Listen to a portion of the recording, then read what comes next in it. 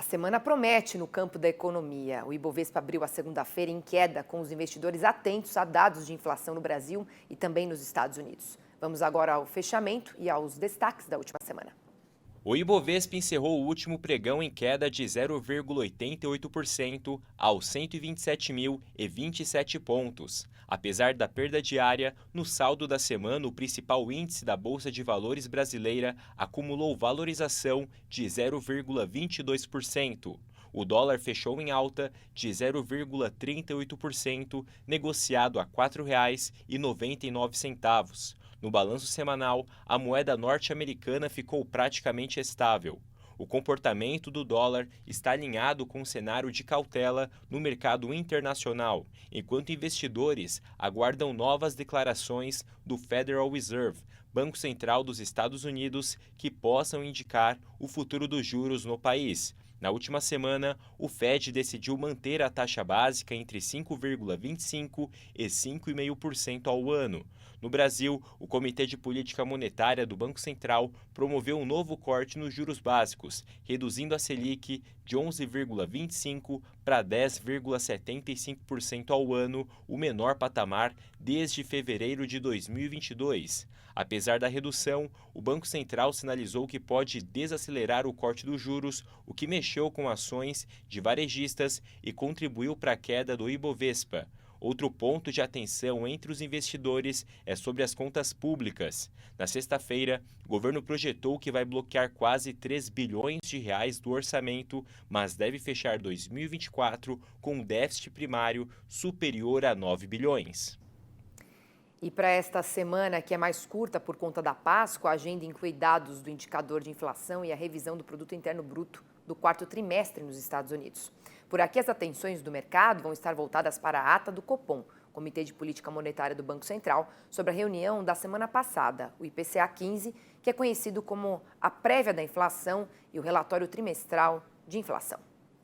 Vamos ver como está a cotação do dólar aqui no nosso telão, abaixo dos R$ 5,00, R$ 4,98, recuo de 0,34%, e o Ibovespa comercializado aos 126.911 pontos, com recuo de 0,09%. E o assunto agora é política, porque o presidente Lula começou na semana passada um movimento estratégico de conciliação com diversos setores do agronegócio. E quem já está conectado aqui comigo para falar sobre esse tema é o João Henrique Rummel, que é diretor executivo da Action Relações Governamentais. Boa tarde, Rummel. Seja bem-vindo aqui novamente ao Mercado e Companhia. Boa tarde, mais uma vez estar com vocês aí. Ô Rummel, quais são os principais desafios que Lula enfrenta, ao tentar se reaproximar do agronegócio, considerando o histórico de embates que ele tem com o setor nos seus mandatos anteriores? Olha só, eu acho que a iniciativa é boa, mas eu acho que é bastante complicado o que ele vai fazer essa aproximação. Vou colocar, na última semana ele teve o setor de frutas para discutir um assunto específico disso, mas o problema de aproximação com o setor agropecuário é ações do governo. Por exemplo, nós vamos ter o Abril Vermelho, vai ter invasão de terra? Não vai ter? Como vai ser isso? O governo vai continuar dando apoio a invasões tanto da parte indígena quanto do MST? Esses são assuntos difíceis de se aproximar e de colocar. Nós temos aí uma perspectiva de uma crise aí em função dos preços e da quebra da safra, certo? Sobre isso, nós não estamos uma aproximação do governo para buscar uma solução, ou pelo menos amenizar a situação, ou fazer um debate sobre quais são as possibilidades de fazer esta coisa acontecer. Então, tem dois assuntos pendentes muito importantes.